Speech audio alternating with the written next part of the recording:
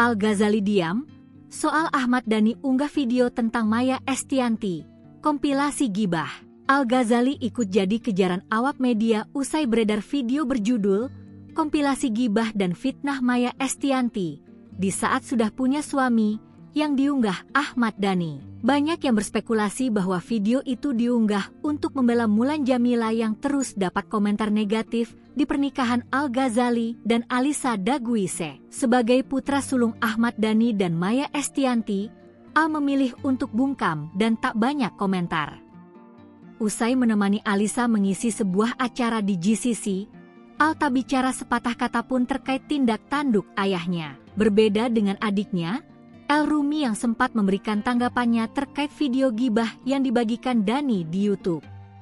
Ketika itu El hanya sedikit bicara dan cenderung bingung karena diminta memberikan komentar. Sekadar informasi, Dhani kembali mengunggah video kedua untuk sang mantan istri, Maya Estianty, yang berjudul lagi Fitnah Maya Part 2, Fitnah KDRT Ahmad Dhani. Pada video yang kedua ini terlihat surat SP3 atau surat perintah penghentian penyidikan atas laporan Maya Estianty pada Ahmad Dhani terkait dugaan KDRT.